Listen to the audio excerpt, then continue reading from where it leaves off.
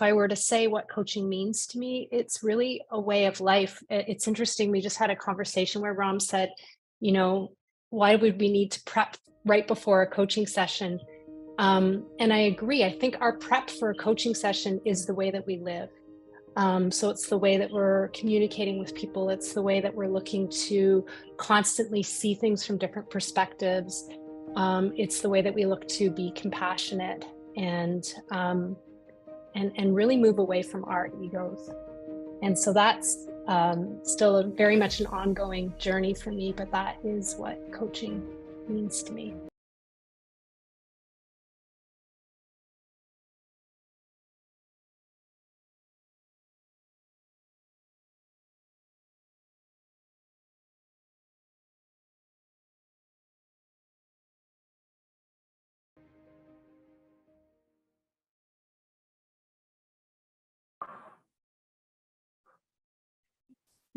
Hello, everyone.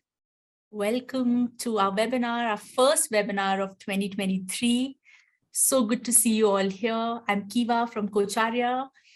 And as you can see, we have a lot of faces here today to welcome you all into 2023. Before we begin, a very, very, very happy new year to everyone. I hope the year has started off really well for all of you.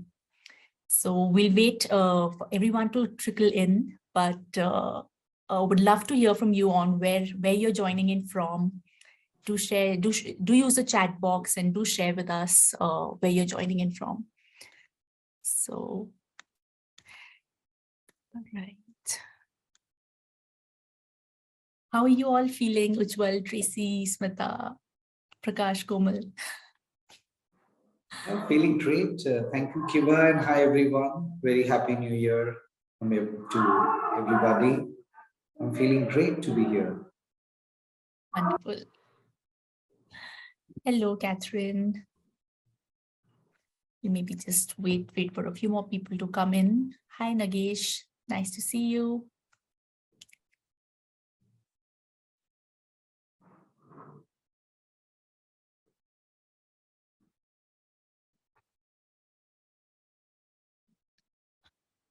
Hi, Anuja. Hi, Sridevi. Nice to have you all here. Hello, Chitwan. All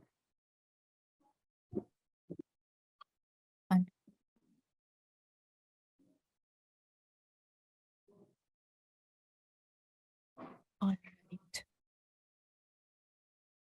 I would say I'm feeling like the new year has just started today because before today, it's children's vacations and holidays. It didn't even feel like something new has started. But to see everybody's faces today is a good reminder. So I'm glad. Great. So I think we'll get started then. So today we wanted to basically start off by sharing with you all the exciting things that we are bringing to you in 2023. We have a very, very interesting lineup of courses, programs, webinars, different things that we're bringing to you. So we thought we'll get started with our webinar series with just an introduction to all the wonderful things that all the wonderful people here who you can see on the screen and some more who couldn't join us today are bringing to you all.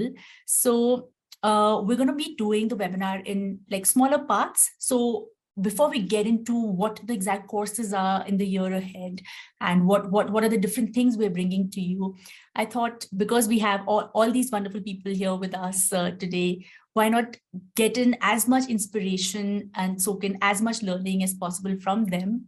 So make the most of their presence here today. And I think when I had also started my coach training journey, one of the things that I was most curious about was to learn about my coach and to learn about what got my coach into coaching, like how did it start? Like what does coaching mean to my coach? So I thought today would love to hear from all our lovely faculty members here today, Prakash, Tracy, Smita, Ujjaval, and Komal. what is coaching to you? If you could just open up with that broad question. So anybody, whoever would like to start off. I see Prakash is unmuted, so maybe I'll request Prakash to get us started. Okay. I will take the advantage of the technical glitch. I'm muted. Anyway, so Kiva, coaching for me is functionally speaking, it's like holding the mirror to kind of help people see who they are, what kind of situation they are in, where they want to be, functionally. But for me, by intent, just being there. I have a client, I have a coach, just being there. So intentionally for me, it's just being there. That's coaching for me. Wow. I think one of the things, Suram was taking a session for us a while back about Eastern philosophies and its application to coaching. And that's the word that he mentioned, which again, I think Prakash has reiterated, the intention that you bring to the space. So just had that resonance. Thank you, Prakash. Komal, would you like to go next and share with us? I was hoping I would be spared till last. But anywho, how did I get into coaching is, okay, so I can only connect a few dots in the past because I'm still to explore the full reason of why I'm a coach. I don't know yet entirely. But if I connect the dots going backwards, I've worked in mobility industry for 14, 15 years. And I knew that I was finding it less and less challenging. And because, of course, after spending so many years in the same industry, you get a certain level of expertise to do your work. And then I also started to notice some of the loopholes or some of the things which were not quite right about the service offerings for the clients and what wasn't working and what wasn't helping solving the problem. And so it all actually started with an idea where all the expats who used to come to India used to get these cross-cultural training programs. And I was like, how would you train somebody for getting adapted to a culture? All you can tell them about is, what is India? How many states are there? What people do? What are the cultural norms and wants? It's something which they can also read in the books or they can also do, research, Google these days. And so, what is the real value? Like, what are you training people about? Because adapting to a culture requires more than training. It requires more of a hand-holding. It requires to help people explore how, coming from a completely different socio-cultural background, they can make sense of a new culture they are getting to go into.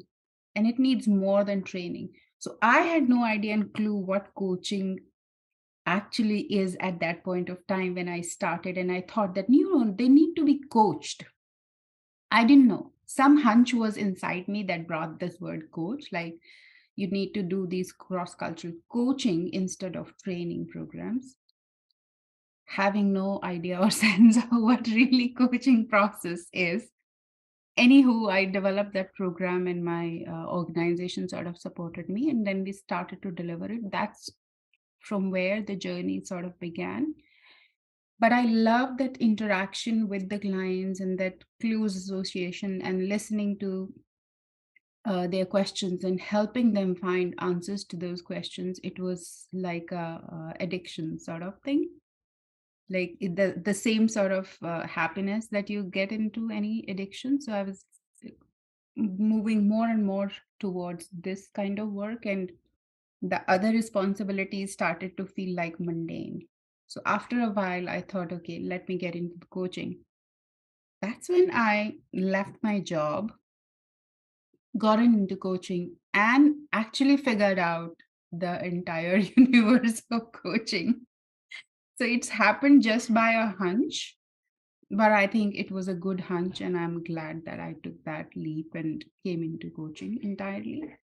Because ever since I'm sort of learning, evolving, exploring more and more about what coaching really is and how it is also evolving as a career. So that's my connecting dot. Beautiful to hear that, Komal. Thank you for sharing. Anyone would like to go next? Ujjaval, if you'd like to share with us. Sure, Kiva. So, what you asked, what coaching means to me, probably for me right now, I can say that coaching is my life purpose. And what it means to me is that when I'm working with a client, I'm working with them, I'm partnering with them to facilitate, also not the right word, but I'm just using it for ease of meaning. I'm facilitating that process somehow so that they can meet their future self. Because as Dr. Carl Rogers says, that everyone is in the process of becoming the best version of themselves. And how do I work as an enabler? How do I work as a catalyst, remaining as invisible as possible in the process so that a client can meet their best future self?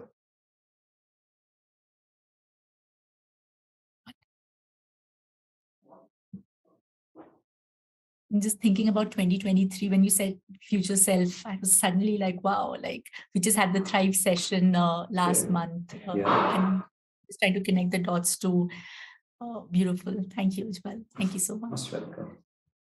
Smita, Tracy, would you like to share?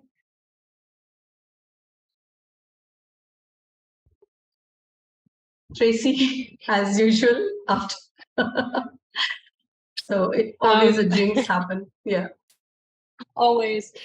Sure, I'll break it up. Yeah, so coaching. Just briefly, how did I get into it? I did some coaching in a formal role. And I thought, wow, this is something I'd be really good at to do as, as a career focused. I'm great at giving advice and I'm a wonderful listener. And of course, I found out that coaching is not about giving advice. And I learned very quickly that my listening was at the best, maybe a level 2, sometimes a level 3 level, certainly not at a level 4, what we call generative listening. So that was a really eye-opening first part of the journey for me, but also life-changing. And I guess if I were to say what coaching means to me, it's really a way of life. It's interesting. We just had a conversation where Ram said, why would we need to prep right before a coaching session? And I agree. I think our prep for a coaching session is the way that we live. So it's the way that we're communicating with people. It's the way that we're looking to constantly see things from different perspectives. It's the way that we look to be compassionate and really move away from our egos.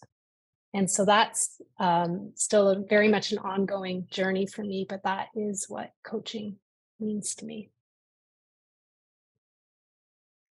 Sharing, Tracy, one of the words that came to my mind was healing. Like as you were sharing, like how the transformative experience has been, I was just connecting it to how coaching is so healing in ways, and it creates a version of you. That's, I think, again, like your future self that's continuously growing. So yeah, thank you. Smita? As a child, I think I always love to, and by nature, I used to believe in things, in people. And I was always told that, I have patience, I have a lot of patience. Somewhere, life happens and I picked up finance as my career. It almost took me 6 years to realize that that's not my calling. It's just about that, for kids, I needed to take a break and take care of them. And that's where I realized that, banking is not my calling. I didn't want to work in a bank again. While I was, trying to understand as to where I want to, which field I would like to now choose, the space just happened. I think I didn't choose coaching. coaching chose me. My profile was picked up from there is a portal called Jobs for Her, and I landed up in a coaching institute. And then when I became, with ICF definition of coaching and about, unleashing the personal and professional potential, the unlimited potential that each of us have, is what intrigued me to go deeper into it. And I resonated with it so much so because of my own personal journey where I grew up with some limiting beliefs, believing that, maybe I am not self-sufficient. Knowing little that, there is some space like coaching, which can help one to, polish that, surface what's beneath, and help you to kind of hone that skills and believe in your own selves. So as I started sharing that, I am a person who believes in other, but it was never inwards. It was never for my own self. It was always external. Through this process, I think when I started my journey, the change really started with my own self, like the self-coaching. Each of the competencies and each of the learning, I would just place it with my own beliefs, work on it. And I think somewhere in that journey, the acceptance of the other became much more clearer, became much more easy. I think there is never looking back now. And as I'm growing in this journey, I'm reading recently this book by Hasten Moon. It's a beautiful book, and one of the things that I've picked up from there, and which even I resonate with it, is it's not about just the questions. It's more about how can we listen to the other differently. So I think coaching now is, as we practice, as we experience with each session, it's been evolving. And now I'm realizing more that it's not just about asking questions differently, it's listening differently. I have goosebumps as you shared that, Smita. That was really, really powerful. And I really connected with when you said looking inward, and yeah, that was very, very, very powerful. For all the participants who've joined us today, do use the chat box. I can see Venkateshwaran has shared a question. We'll just take it up, Venkateshwaran. We also have a question on the Q&A that had come in earlier. So if we could just take that first, how language or culture will impact cross-country coaching?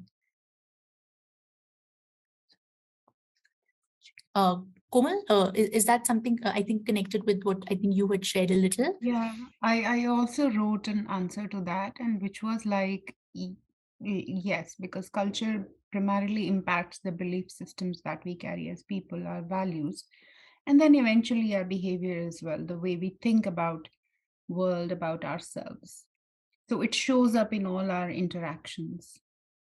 So when we begin to coach people who come from a different cultural background than us, we just need to be mindful that, what they are saying or what they are presenting could be an influence and outcome from their cultural learnings and backgrounds. So to be more aware of the biases that we might have or they might have.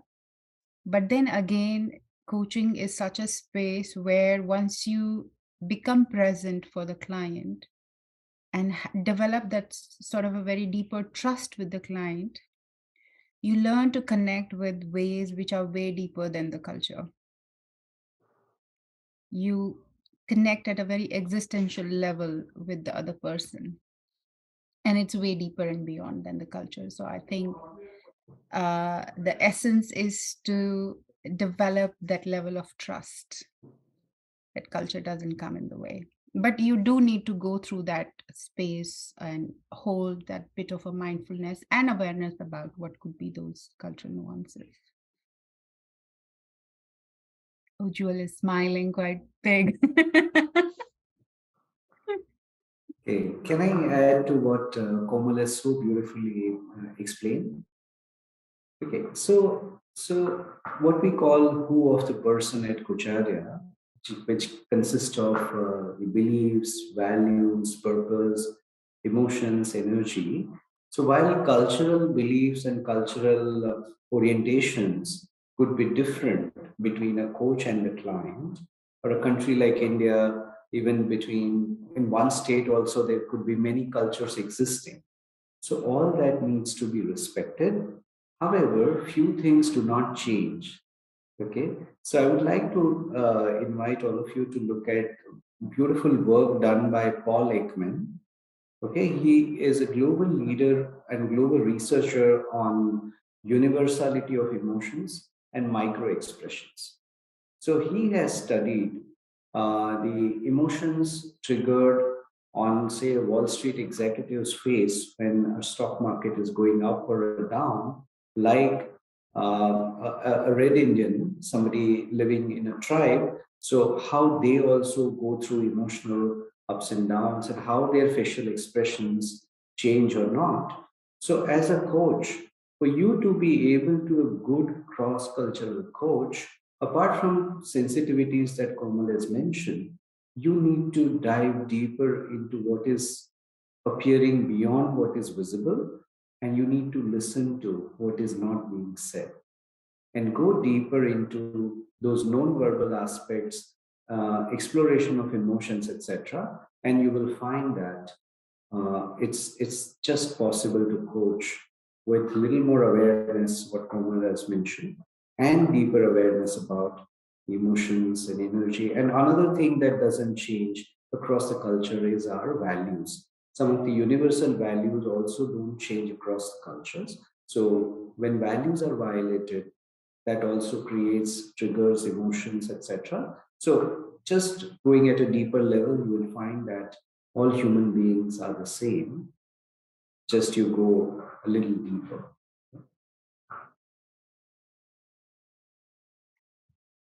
Thank you, Ujjaval. That's really, really beautiful. That's what I'd explored, just coaching people from different cultural backgrounds, that deep down, we're all human. Yeah. Yeah. Yeah. Yeah. I think what both Komal and Ujjwal just shared, parts of, I think the next question kind of is answered. What makes a coach a masterful coach? So beautiful. Would anybody like to add anything onto that? If Tracy, Prakash, Smita, you'd like to also add something? I have a quick thought about that, and I'm not a master coach, but one of the things that I've had to realize that whenever the only way I've ever progressed in coaching is by not trying to progress in a way, and not trying to be anything other than myself. So as soon as I think I need to be something other than who I am, then I am no longer a coach. And so that's just something that I'll share for myself. I really have to try to be as invisible in the space as possible and literally just be present. So that's my 2 cents about that.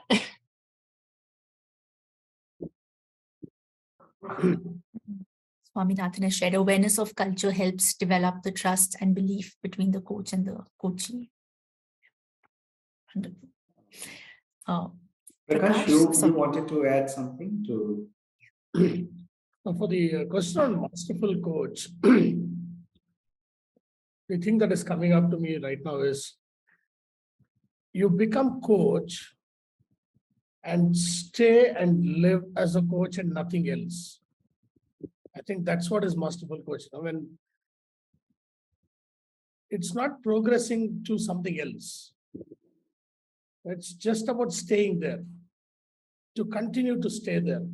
If there is a session for 60 minutes, the whole of 60 minutes to be the coach, I think is masterful coach. Because sometimes there can be distractions.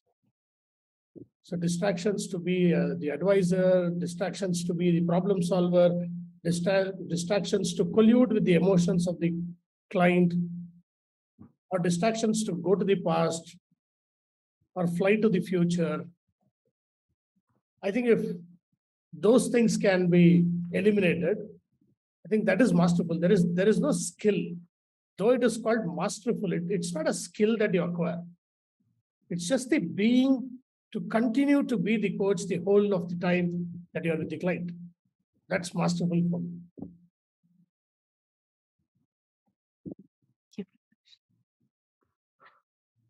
So, Can I add something again, Kiva? yes, please.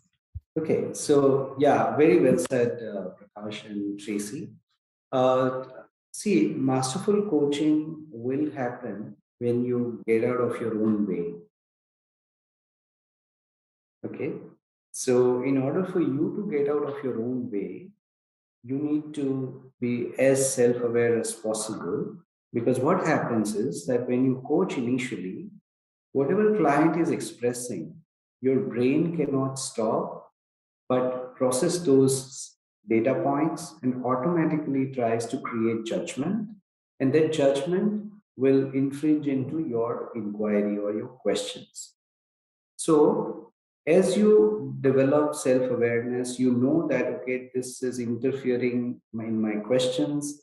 So you eventually work towards developing detachment, or you suspend the judgment. Okay, because technically non-judgmental situation is not possible. Judgment will get created automatically, but you can suspend the judgment and ask questions non-judgmentally. So it's a journey that you will go through, but it is purely trainable, purely possible. And any of the Kucharya trainers are skillful at training you to be at that way. Because even at foundation level courses also, what we are teaching at Kucharya is masterful coaching. That's the only way we know. So what we have learned, although Tracy has said that I'm not a master coach, but she is a masterful coach.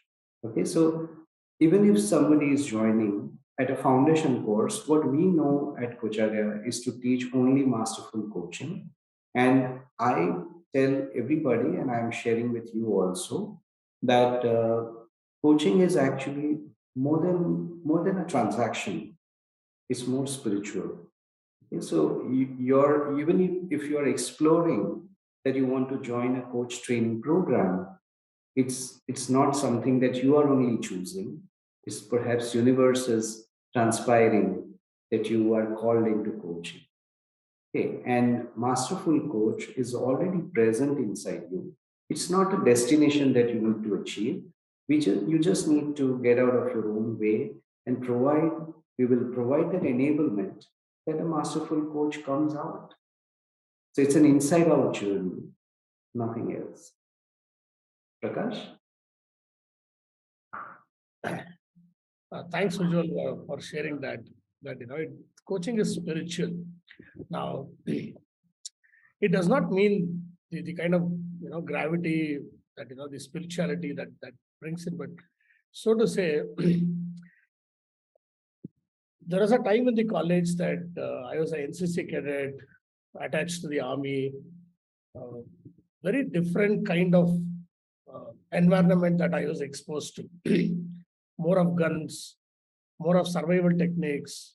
I used to be from the adventure side of the army, in the mountaineering, rifle training, and whatnot. Yeah, I've probably tried everything that can kill a person. And at that point in time, at that age, I really enjoyed my life. I really thought I was special in the whole of the college. Of 3,000 odd students, I always thought I was special. And when I joined the corporate, I did some good stuff, maybe not universally great, but I did some good stuff. Once again, I thought I'm special. And then when I was drawn into training because I thought I could go up on the stage and speak well. And once again, I thought, yeah, this is my life calling, and I'm very happy. So guns made me happy. Sales and business development made me happy. Selling a 150 crore loan made me happy. And then training 30, 40 people on some sales product or functional product made me happy. And then today, when Kiva, was asking the question, what made you coach? Slowly from training in the last 10 years, I was slowly drawn into coaching. So it is also reflecting, from, if I take last 2 decades of my journey, coaching is defining who I am today. So for all the people who are attending now, the fact that you are part of this webinar at this hour, in whichever time zone you are in, is that there is something calling you for coaching. Out of so many people out in the world, if you are here, there is something calling you for coaching. I think that's the spiritual connection that coach has with coaching. Otherwise, I wouldn't be here. I think 3.5 years back when I thought of joining coaching, it's not that it was a very informed decision, no research made. Smita agrees with me. It was just one phone call. And that's all, just a phone call. In fact, she asked me, do you want to speak to the trainer? I said, why? She's anyway coming to the program. So I don't want to speak to the trainer. So, coaching is kind of defining who I am today. And probably, that's the spiritual calling. Thanks, Ujjaval. Beautifully shared, Prakash. Thank you so much for sharing that. So, I think we have a question on the Q&A. I think Ujjaval, you're taking up the question. Okay, great. Thank you. So, wow, I'm just listening, soaking in all that you all just shared right now, and just feeling very grateful to be. Before we can move on, I just wanted to share something on that masterful question which is posed to us. Yes.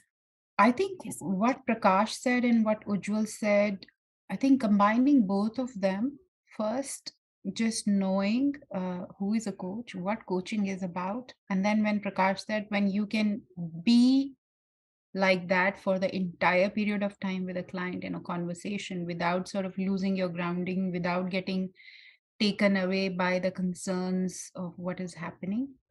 And then I think it's exactly like you will master any other trait or any other skill in your life. Just the way you'll become a masterful artist, you'll perfect your scores, you'll be present for your art form completely, and you will slowly and gradually sort of remove every inner interference that comes in your way. And I would like to take the example from within the coaching. Who's this author who, I'm sorry, I'm forgetting the name, but you would remember, who taught to tennis by the way of removing that inner interference. Yes, Timothy Galloway. So taking example from Timothy Galloway, you become masterful in anything by practicing it more and more in the right manner, in a way that all these internal resistances within us sort of drop. And what Ujjaval mentioned about, when you develop the ability to suspend your judgment and be present for other person is like taking care of that inner interference. So those inner interferences that come in the coaching space are all mental and, mind originated. So becoming a masterful coach, I think, is just learning to completely drop off those inner resistances and be present entirely, what Prakash has said. So that's all I wanted to say. Thank you, Komal. I think Swaminathan has also written a comment here. Just read one article by Halprin, which states about 4 levels of awareness: physical, mental, emotional, and spiritual. A master coach is at a spiritual awareness level. So moving on to the next part, bringing in the courses for you all in 2023. This has been really, really exciting. Cindy and Smita particularly have worked to share, to put together the different interesting combinations and courses that we're bringing to you. And so we wanted to use this space to hear from the faculty members who are going to be leading these courses based on the specializations that they have, so that we can learn from them about what's the specialization, what is unique about it, and hear from them on their outlook. So we'll have the coaching foundation courses, we'll have the advanced courses, but for each of those there is a specialization. So from Eastern philosophy to ontology to coaching leaders, NLP, neuro linguistic sorry, I forgot what was the neuro linguistic programming. Sorry about that. Yes, neuro linguistic programming to mindfulness, beyond mindfulness, and a lot of our corporate projects as well. So each of our faculty members here brings in that unique learning to a particular course. And we have a lot more courses in the year ahead, but we'll just focus specifically on Q1 right now. So with Q1, we're actually starting out with our foundation with Komal on Eastern philosophies and its application to coaching, with a coaching foundation and an advanced course, both happening in January.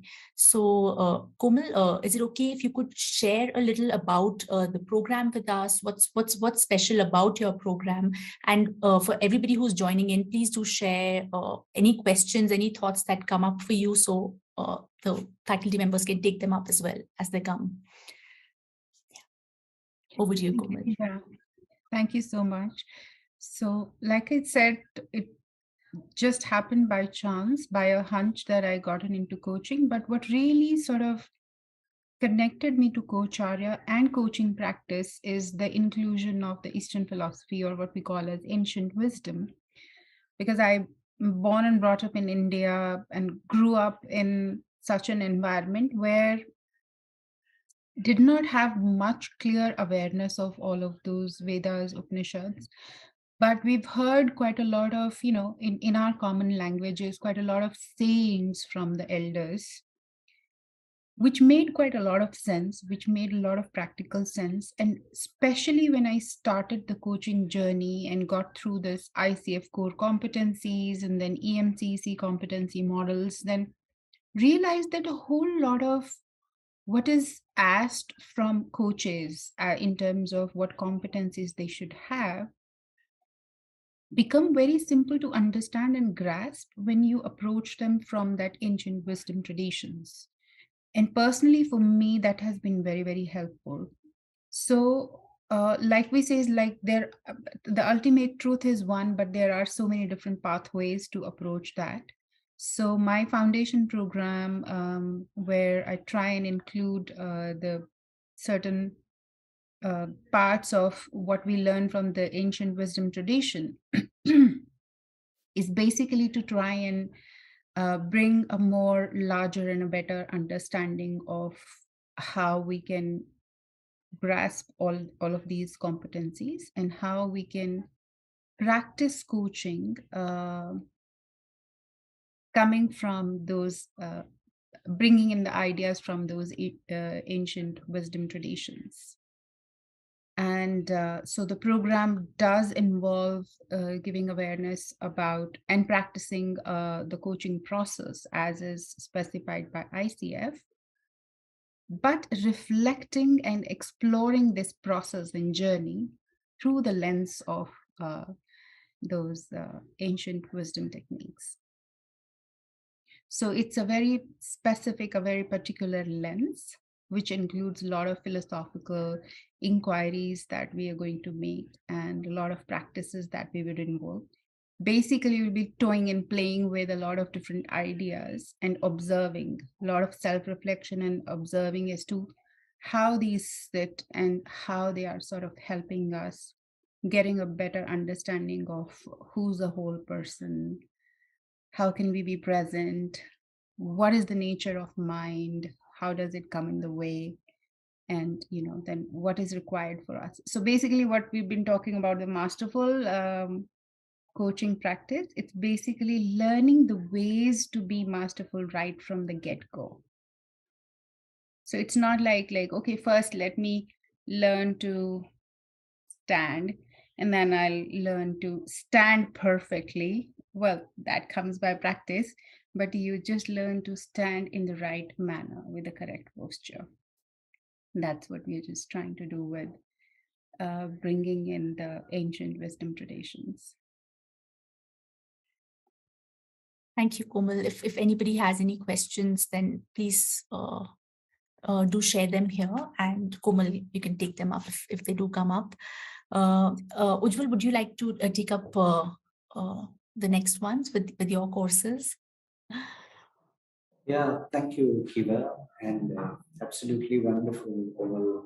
Can I join one of your programs? I would love that, Ujjwal. Thank you. Okay, great. Okay, so yeah, I'm looking for some some discount that Kiva is not offering, so I'm negotiating with her, and maybe if I can afford, I'll join her program. So okay, yeah. So in my program. So just to tell you a little bit, this is the 11th year of my coaching practice, and I eat, breathe, sleep, drink coaching in non-alcoholic dough. So for me, I'm an executive leadership coach, and I coach across the globe. So you will get that flavor in my courses about how to coach in organization if you are an internal coach, or how do you coach if you're an external coach, to especially to corporate executives, leadership transitions. How do you manage people who are taking new roles, and also how do you deal with that masterfully? So we also use a lot of other tools and techniques to help you coach various clients who are in different corporate situations. Okay, and I don't need to specify what those corporate situations are. Many of you are from corporate backgrounds, so you would know. Okay, somebody is not happy with the job, somebody is not happy with the boss, somebody is not happy with this, somebody wants to acquire a new skill. There are some challenges around it. So understand this, that coaching is a wonderful change management or transition management tool. So anybody who is at point A and they want to go to point B, or they are at orbit A and want to go to next orbit, which is orbit B, coaching can wonderfully facilitate that journey which client has to undertake, but coach can be a great partner. So we, apart from the coaching technique, coaching processes, core competencies, which is again Kucharya's differentiator, that none of our coaches are worried about passing coach knowledge assessment, because core competencies is they are at the heart of our Kucharya's training culture.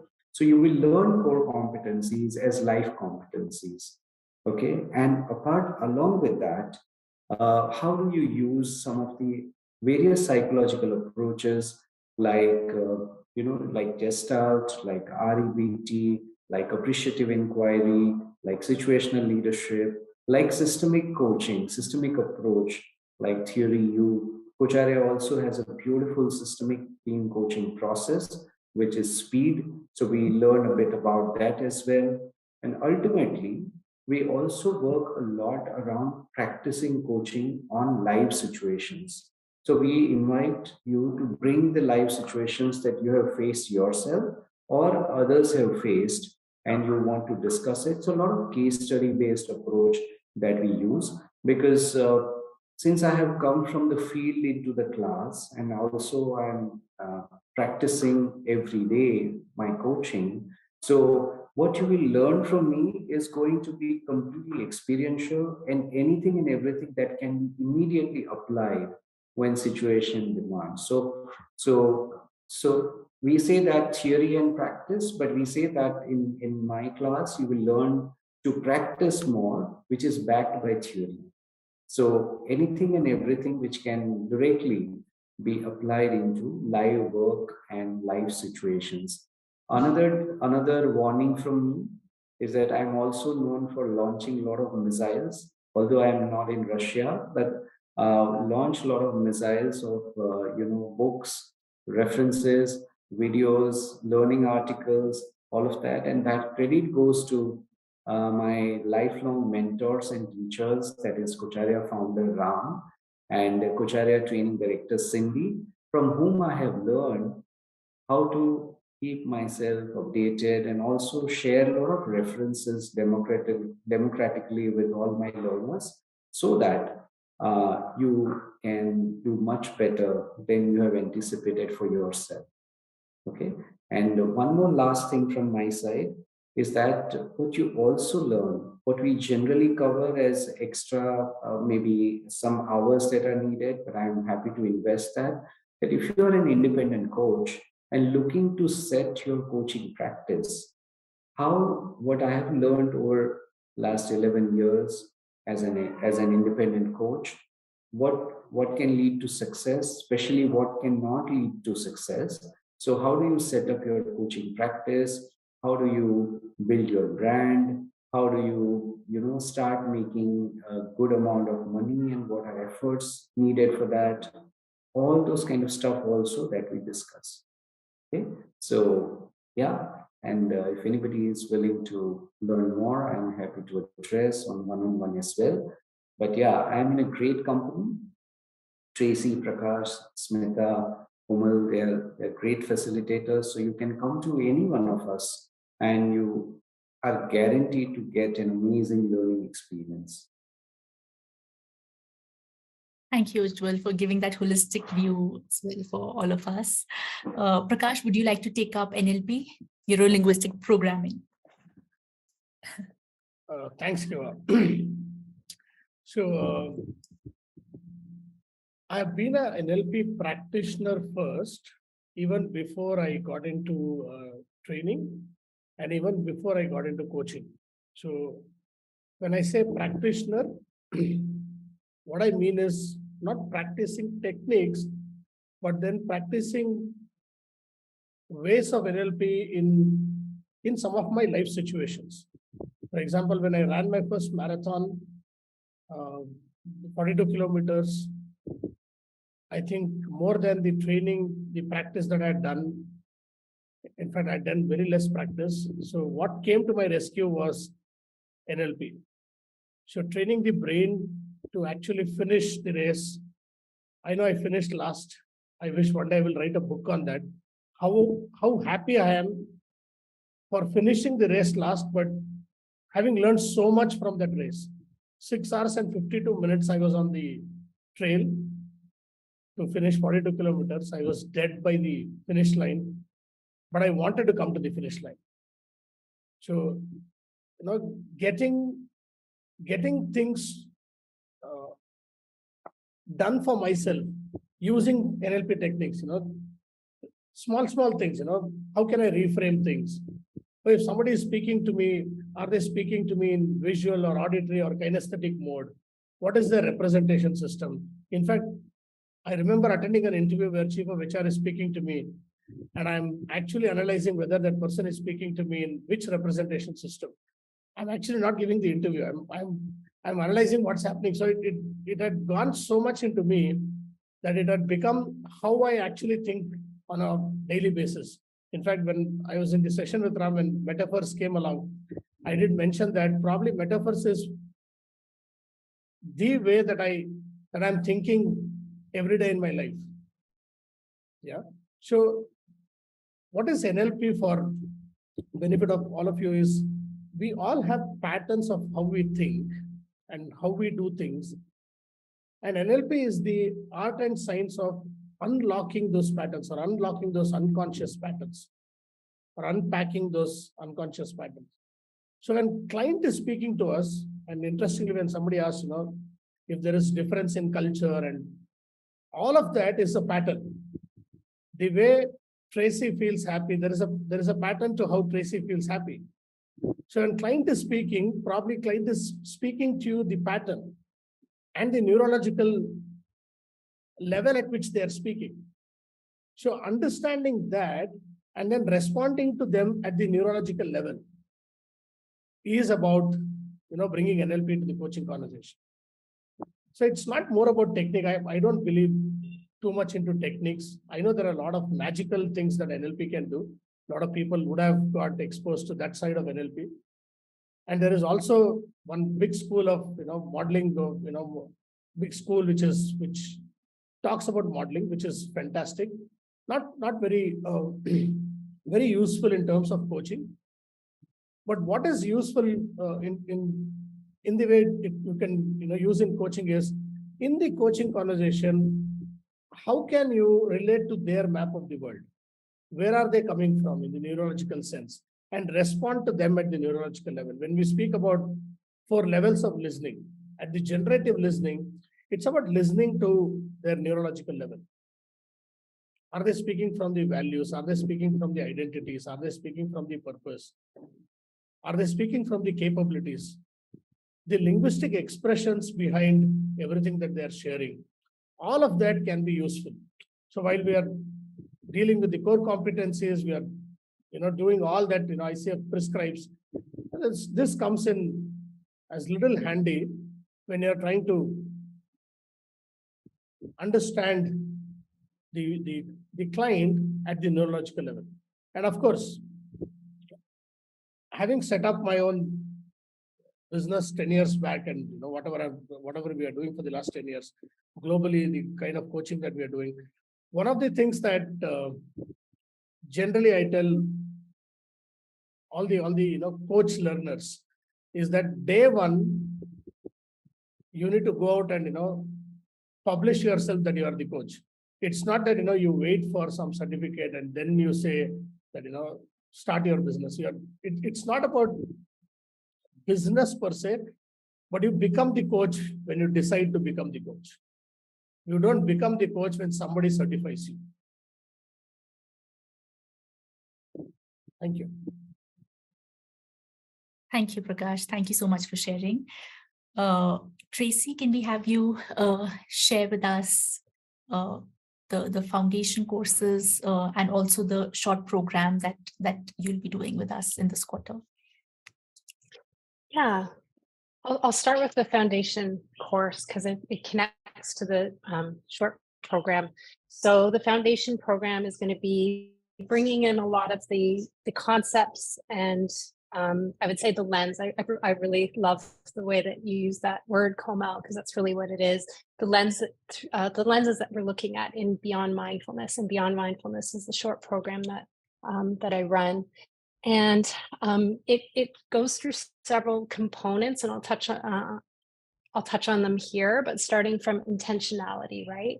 So looking at intention, and looking at intention from the perspective of motivation, and then also looking at intention from the perspective of like a pure intention, sort of what are we wanting to bring forward? What are the clients looking to take forward? And all of this is looking at it from the perspective of how we can grow and develop as human beings, as coaches, and then also how we can hold the space for our clients to do the same. So when we're looking at intentionality, it's from that dual perspective.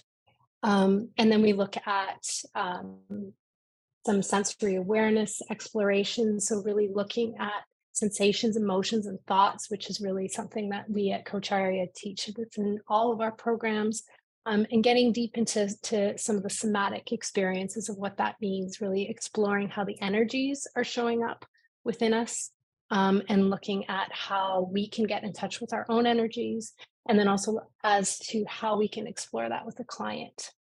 And from there, getting into the emotions and the thoughts that are arising. And then we look at autonomy and relatedness. So autonomy really being around not having an external locus of control, really being able to take ownership, really being able to take some personal leadership in our lives and also inspire that in our clients as well. And then relatedness. it's a bit of a bookend, right? So in a sense, we are nothing if we're not connected to others. And so that really is where that systemic view comes in, really looking at the connections that we have with others and really like exploring how we can see that everyone's really coming from a positive intent, even if it's manifesting in a negative way. And that sort of leads into compassion and how we can be more compassionate, how we can really, as coaches, process some of the really intense emotions that'll come up with clients. And not part of being compassionate is actually being open to suffering, not turning away from that. So being able there to hold the space for them without getting personally sort of pulled into the well, as Cindy would say. And then I'll just quickly, because I realize we're close to our time here, but also the question of who am I? So looking at the ego, looking at how that shows up in coaching, looking how that shows up for us as coaches, and also and for clients as well, right? And looking at a non-identification with that. And then finally, the creative expression that we have when we're really looking at a very systemic point of view, and system meaning anything from organizational to family to just two humans interacting. So that's the process of beyond mindfulness, and it would be explored in a short program, but in the foundation program, really looking at it as a lens to all of the competencies and the coaching competencies and how that's showing up in conversations, and also very much in personal reflections as well.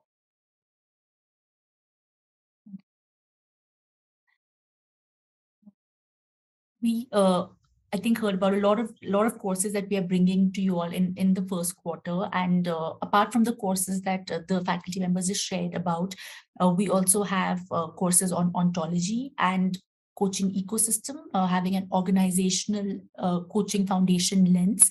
I've just shared the link as well to our events calendar that will give you details about each of the programs if you'd like to read more about them. We also have with us Smita, and I really wanted her to come in today to share with you all also a lot about our corporate projects that we've been doing. So Smita, over to you to share with us about that. Thank you, Kim.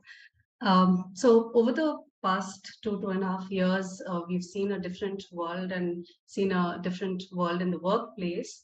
And in the past 2 years, we've been getting multiple inquiries from organizations about how we can support, how Coach Arya can support, how Coach Arya programs can support the leaders internally.